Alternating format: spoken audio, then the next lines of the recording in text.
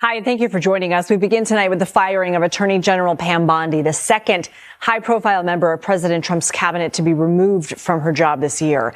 The president confirmed Bondi's removal in a Truth Social post, calling her a, quote, great American patriot and a loyal friend. While he publicly praised her work, saying she did a tremendous job, sources told CBS News the president's support for Bondi has been eroding for months. Tension appeared to rise inside the White House over Bondi's handling of the Epstein files, privately venting frustration over her inability to serve as what sources describe as an effective television surrogate for the administration. Deputy Attorney General Todd Blanche will serve as acting AG in her place. Blanche posted on social media after the announcement, saying he will, quote, continue backing the blue, enforcing the law, and doing everything in our power to keep America safe. CBS News White House reporter Aaron Navarro joins us now. So what more do we know about what led to her firing and who could replace her permanently? Lindsay, sources say it was frustrations from the president on Bondi's cases against some of his political adversaries, as he felt that they were not moving fast enough. Dr. John, here this story has been buried long enough. Lawmakers from both parties are publicly calling for Trump's arrest, sparking chaos across Congress, while resignations, meltdowns, and a social media firestorm unfold. Newly surfaced documents allegedly tie Trump directly to the Epstein case, reigniting the scandal everyone thought was buried. How many times are we going to do this dance? Every few months, there's some new revelation, some new document, some new bombshell that's supposed to finally be the thing that brings Trump down. We've been hearing this refrain for years. This is it. This is the one. This time, it's different. And usually it fizzles out, the news cycle moves on, people forget, but this one feels genuinely different. Not seeing enough indictments or arrests. For instance, in the cases against the former FBI Director James Comey and New York Attorney General Letitia James, those were dismissed after a U.S. attorney who brought charges against those two was found to be unlawfully appointed. There were no charges in cases against the Federal Reserve Chair Jerome Powell nor California Senator Adam Schiff.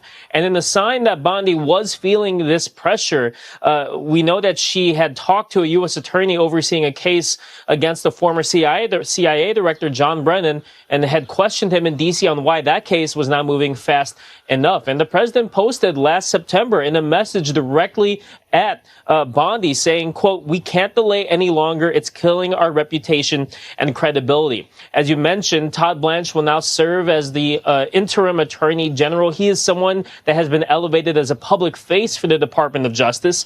But other names out there that could end up serving as the attorney general in the long term include EPA Administrator Lee Zeldin, whose name has also been floated. He did not take questions during a public event about potentially becoming the next U.S. attorney general. And not just because of the explosive nature of the allegations, but because of who's making the noise. It's not just Democrats screaming into the void anymore, as much as they'd love to claim this as their victory. We've got Republicans, actual sitting Republican lawmakers, breaking ranks and demanding answers. We've got conservative voices, people who've defended Trump through 2 impeachments, through January 6th, through every scandal you can imagine, now publicly calling for transparency on one of the most explosive scandals in modern American history. That's when you know something significant is happening. When the people who are supposed to have your back start asking uncomfortable questions, you've got a problem that can't be solved with a tweet or a rally speech. Let me walk you through exactly what happened, because the details here are genuinely mind-blowing. And Assistant Attorney General for Civil Rights Harmeet Dillon has been floated online by many of Trump's allies as a potential successor. Bondi has said that the transition from her to Blanche will take up the next couple of weeks. So that does give the president, the White House, a bit of a timeline, a runway for them to pick a long-term nominee. Before we let you go, we know that the president put in new tariffs in place and also signed an executive order on DHS worker pay. What do you know? He signed a 100% tariff on pharmaceutical companies unless you are a company that has agreed to the administration's most favored nation pricing, where they sell drugs in the U.S. at the lowest price compared to other developed nations. And on DHS worker pay, President Trump said today on Truth Social that he will soon sign an order to pay all DHS employees, even though that department remains technically shut down. The White House has said that funding for this will come from the One Big Beautiful Bill, the budget and tax bill passed last September, and that will pay employees, some of whom have not been paid since February. The House Oversight Committee, which had issued a bipartisan subpoena to Jeffrey Epstein's estate earlier this year, got their hands on a trove of documents. And when I say a trove, I mean a treasure chest of correspondence, emails, communications that had been locked away for years. These are emails that involve Jeffrey Epstein, sent either to him or from him, that mention Donald Trump, not just before he was president, but during his first term as well. Epstein's own words in emails that have now been released by the committee. Now, let me be clear about something. Trump did not send or receive any of these messages. He's not a party to these specific emails. But Epstein was writing about him. In one particularly explosive message from April 2nd, 2011, Epstein wrote to Ghislaine Maxwell and said, "I want you to realize that the dog that hasn't barked is Trump." There's also a name that's redacted in that email, which the committee says is a victim of Epstein's. Aaron Navarro, thank you. Let's bring in CBS News Justice Department reporter Jake Rosen. What stands out from Pam Bondi's tenure as Attorney General? Well, it's one of the shortest tenures in history, especially in the last 50 years. And given that President Trump had a number of attorney generals both confirmed and acting in his first term, it's a sign of what might be to come. It's also, Lindsay, a reflection of a lot of the unforced errors that Attorney General Bondi made while she was in her position. Right after being confirmed, she teased that she had those Epstein files on her desk, and that there was some kind of client list that was getting ready to be reviewed. A couple of months later, the Department of Justice, Kash Patel, Dan Bongino, who, as you know, since has also left the Department of Justice, said that there was no further investigation that was needed and that the DOJ and FBI had done all of the proper buttoning up of the files and what needed to be done. And what President Trump had called for was some kind of renewed investigation into potential crimes. As you know, that just set off a massive, massive waterfall of events that have landed not just the Department of Justice itself in trouble for not following the law of that Epstein Files Transparency Act, but also the continued flood of pressure that led to. Obviously, we haven't been able to independently confirm that identity because her name is hidden from the public. But the implication is clear. Epstein himself was making connections between Trump and his activities. Connections that have never been fully explored or explained. Now, here's where things get really interesting. Over 200 signatures have been collected on a House petition demanding that the Department of Justice release every single file they have on the Epstein investigation, 217 to be exact. And here's what makes that number so significant. Several of those names belong to Republicans. The same party that's supposed to have Trump's back is now publicly calling for transparency on this scandal. This is wild. Republicans are signing a petition that could potentially expose damaging information about a Republican president. Deputy Attorney General, now Acting Attorney General Todd Blanche, being the public face of the end of that rollout, talking to the media and defending, not just on Sunday shows and news shows, but to the public, the Department of Justice repeated handling and redacting and unredacting of sensitive information relating to victims of Jeffrey Epstein's sex trafficking activities. Certainly just one thing of many that certainly stands out to me. So what can we expect from Blanche, who used to be the president's personal lawyer? Well, going into the fall, I think this is the big thing to watch, Lindsay. President Trump might have wanted somebody who might be a better communicator, not just to television cameras, as Todd Blanche did in that hallway in New York during the trial, while President Trump was running for office. But Deputy Attorney General Blanche, now Acting Attorney General Blanche, if he is tapped to this role in the medium to long term, is going to have to potentially defend the Department of Justice and Trump administration against potential congressional increase. If Democrats win either the House or Senate or potentially both in the fall, that would mean investigations and subpoena power for people like Jamie Raskin. Let me say that again because it bears repeating. Republicans are breaking formation. They're stepping out of line. And they're demanding answers that could hurt their own party's leader. This is unprecedented in modern American politics. Trump, of course, responded exactly how you'd expect. He hopped on social media and called the whole thing a hoax, a complete fabrication, and used language I can't repeat here. He blamed Democrats for playing politics. He said it was all bull. But here's the thing that should worry him and his inner circle. His usual playbook isn't working this time. The base is still with him. Sure, the true believers are still chanting his name. But cracks are forming, real cracks. We're seeing top conservatives demanding that Attorney General Pam Bondi resign over how these files have been handled. Can you believe this? The same people who defended Trump through 2 impeachments, through January 6th, through everything, are now publicly turning on his own administration officials. That's not a small thing. That's a sign that the armor is starting to develop fissures.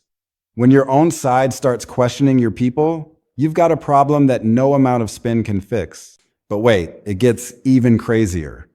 The BBC, the British Broadcasting Corporation, just lost its Director General and its new CEO. Both resigned. Why?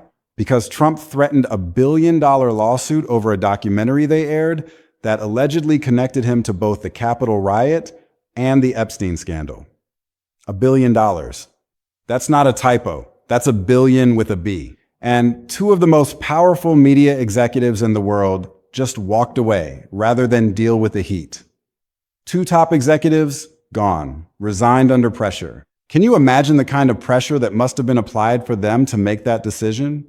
To walk away from careers they've built over decades rather than face the legal wrath of a president? That's the kind of power that makes institutions blink. That's the kind of leverage that changes how media operates. And it's happening right now in real time. So let's be absolutely clear about what we're watching here. This isn't just another news cycle that'll blow over by next week.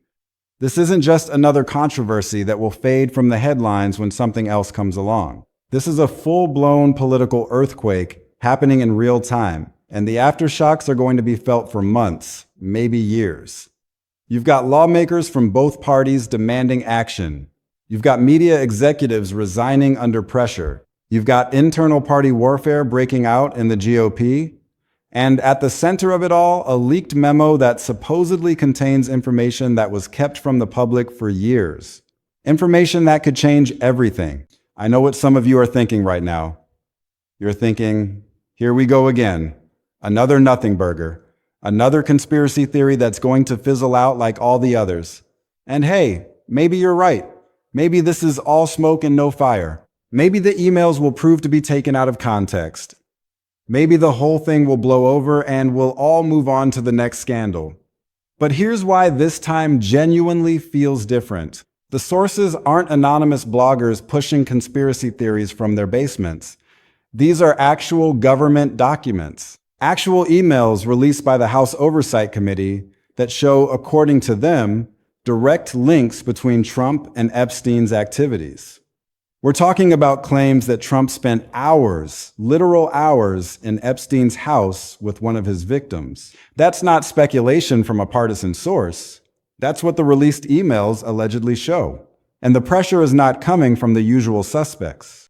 Yeah, Democrats are pushing hard. That's expected. That's their job.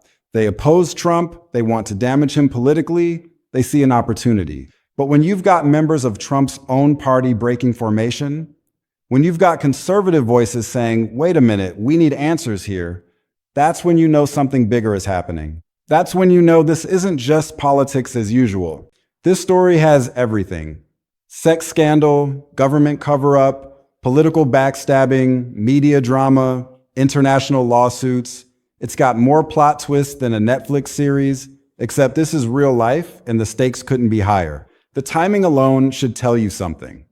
We're heading into the midterms. Republicans are trying to hold on to control of Congress. And instead of focusing on policy wins or economic messaging or anything that could actually help them win elections, they're dealing with internal chaos over a scandal that should have been put to bed years ago.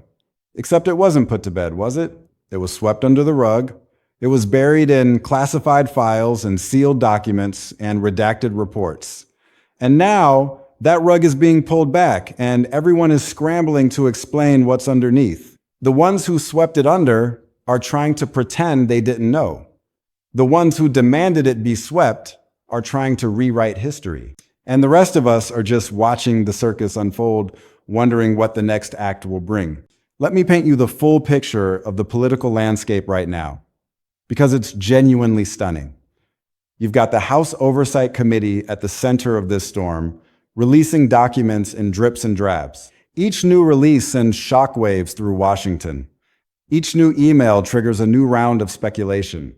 Each new allegation forces lawmakers to take sides, and the pressure is building from all directions. From the left, Democrats are hammering the transparency angle, calling for full disclosure, demanding accountability. From the right, Republicans are fracturing. Some are circling the wagons, defending Trump no matter what. Others are peeling off, demanding answers, worried about their own political survival. And from the media, you've got organizations like the BBC facing existential threats, executives resigning, and every journalist in America recalculating the risks of covering this story. The petition that's been circulating in the House, demanding full release of the Epstein investigation files, is picking up steam at an astonishing rate. We're at 217 signatures now, and that number keeps climbing. And it includes Republicans who have been loyal to Trump for years. People who've defended him in private and in public. People who've gone on television and radio and defended his every move. These same people are now signing their names to a document that could potentially expose damaging information about the man they've supported. What changed?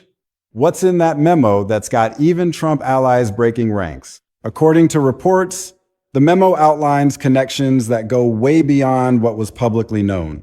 We're talking about timelines, locations, witnesses, stuff that was supposedly investigated years ago, but never made it into the public record. And now that some of this information is leaking out, there's no putting the genie back in the bottle. Once a document is released, once an email is published, once a name is mentioned, you can't unring that bell. And that's what has everyone in Washington panicking. Trump's response predictably was to go on the offensive. That's his standard move. And it's worked for him countless times before. Attack the accusers, attack the media, attack the Democrats, blame everyone else, distract, deflect, deny. But this time, there's a problem. This time, the people who are asking questions aren't just the usual suspects. They're his own allies. They're people who've been in his corner for years. And when he attacks them, he risks alienating the very people he needs to keep his coalition together. It's a delicate balancing act. And so far, he hasn't figured out how to walk that tightrope without falling off. Some of his supporters are sticking with him no matter what. Loyalty above all. But others are starting to do the math. They're looking at their own re-election chances. They're looking at the polls. They're looking at the changing political landscape. And they're realizing that blind loyalty might not be the winning strategy anymore. So let's talk about what happens next, because this story is far from over. The memo is out there, the emails are public, the pressure is building. Attorney General Pam Bondi is under fire from both sides. Democrats want her to release everything. Conservatives want her to explain why she hasn't already. And the clock is ticking. Every day that passes without full transparency makes the situation worse. Every day that passes without answers gives the conspiracy theorists more ammunition. Every day that passes without clarity allows the speculation to grow and fester. The BBC situation is its own separate drama, but it's connected because it shows how far Trump is willing to go to control the narrative. A $1 billion lawsuit threat against one of the world's most respected news organizations. 2 top executives resigning rather than face the pressure. That's intimidation, pure and simple. And it works because now every news organization covering Trump has to think twice. They have to ask themselves, is this story worth the potential lawsuit? Is this edit worth losing our jobs over? And when journalists start asking those questions, the truth becomes secondary to survival. That's dangerous for democracy. That's how free press dies. Let's strip all the noise away and look at what we're really dealing with here. Because the story is actually about something much bigger than any one person, any one scandal, any one news cycle. Government transparency is fundamentally broken in this country. Completely broken. The fact that it takes a petition with over 200 signatures just to force the release of investigation files that should have been public years ago is insane. We're not talking about national security secrets that would endanger lives if they were exposed. We're not talking about classified intelligence that could compromise military operations. We're talking about a criminal investigation into one of the most notorious criminals in modern history. And somehow, big chunks of that investigation are still locked away in sealed files, hidden behind classification stamps and redaction marks. Why? Who benefits from keeping that information secret? Because it's definitely not the American people. And here's the thing that everyone needs to understand. This isn't a Trump problem. This is a systemic problem. Yeah, right now it's Trump caught up in this particular controversy. But tomorrow it could be someone else. It could be a Democrat in the White House. It could be a member of Congress from either party. It could be a cabinet official, a Supreme Court justice, a governor, a mayor. The machinery that allows information to be hidden, controlled, and selectively released exists regardless of who's in power. It's a bureaucracy that's been built up over decades, designed to protect the powerful and keep the public in the dark. And until we fix that, until we demand real transparency from everyone, regardless of their party affiliation, we're going to keep having these same fights over and over again. Think about it. How many times have we been promised transparency? How many times have politicians from both parties stood up and said, we're going to be the most transparent administration ever. We're going to drain the swamp. We're going to give power back to the people. And then what happens? Files get sealed, documents get classified, freedom of information requests get denied or delayed for years. It's a game, and we're not the ones winning. We're the spectators, watching from the sidelines, while the powerful decide what we get to see and what we don't. The Republican Party is in serious trouble right now, and I don't mean that as some partisan dig. I mean it objectively, when members of your own party are breaking ranks over something this explosive. When top conservatives are demanding resignations from your own administration officials, when the response to a scandal is internal warfare instead of unified defense, you've got a structural problem that no amount of spin can fix. The Trump coalition that dominated Republican politics for the last 8 years is fracturing. Not completely, not yet. The base is still largely intact, but the cracks are there. And every new revelation, every new document, every new controversy widens those cracks a little more.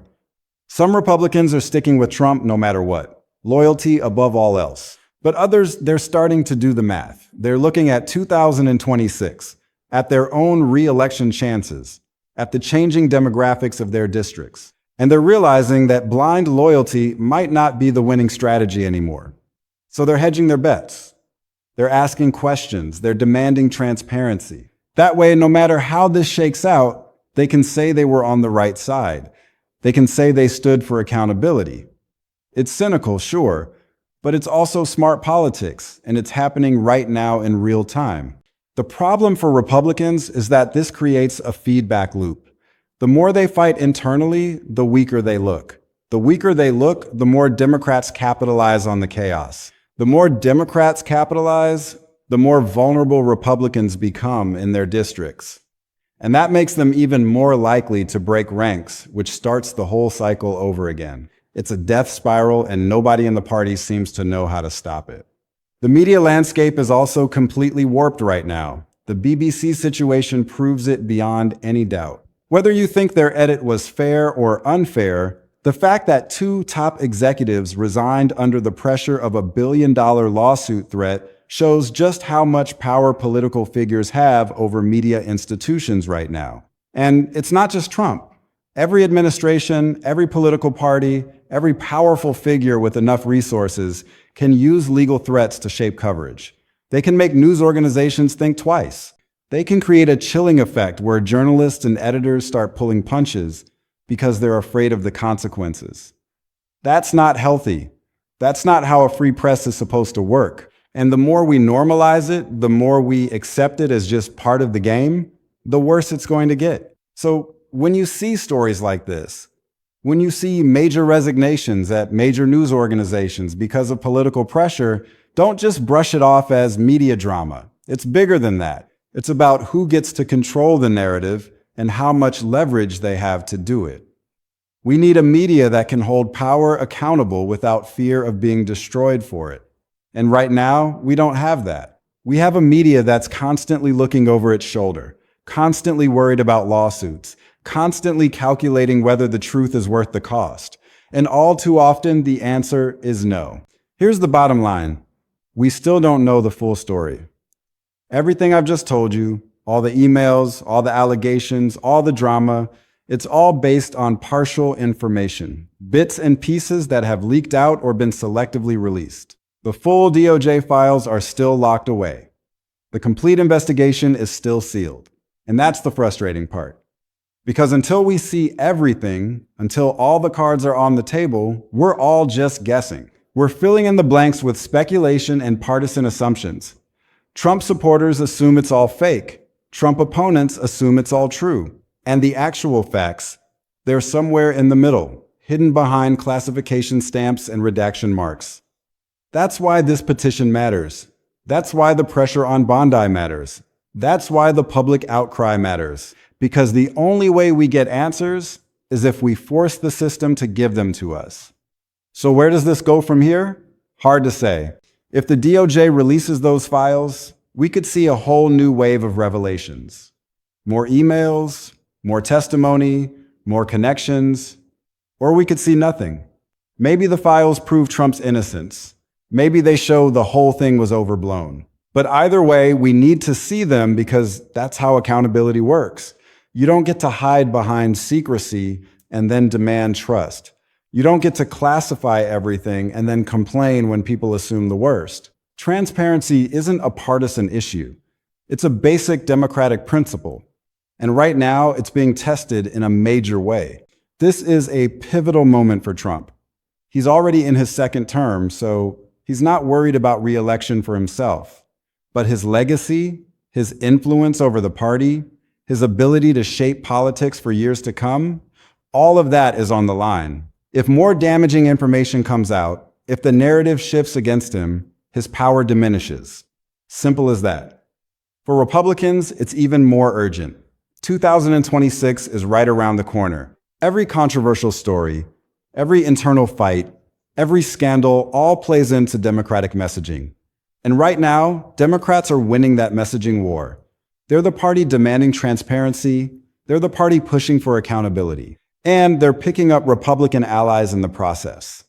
That's a nightmare scenario for GOP leadership. For the country, we're watching a stress test of our institutions in real time. Can Congress force executive branch transparency? Can media organizations withstand political pressure? Can political parties survive internal divisions? These are big questions with no easy answers. But here's what I know. Stories like this, stories that expose corruption, stories that challenge power, stories that make people uncomfortable, those are the stories that matter. Those are the stories that change things. Not because they're sensational, but because they force us to confront truths we'd rather ignore. So yeah, DC is in meltdown mode. Washington is losing its mind. And honestly, good. Maybe a little chaos is what we need. Maybe it takes a full-blown political earthquake to shake loose the truth. Because at the end of the day, that's what this is really about. Truth, accountability, and whether we're going to demand it from everyone or just from the people we already disagree with. The memo dropped, the emails are out there, the pressure is building. And what happens next depends on whether we keep pushing or whether we let this become just another forgotten scandal in a city full of them. One thing's for sure, this fight is far from over. More information is going to come out. More players are going to get pulled into this. And the political landscape is going to keep shifting in ways nobody can predict right now. Stay tuned because something tells me this story is just getting started. In the next chapter, it might be even crazier than what we've already seen. The only certainty in Washington right now is uncertainty itself.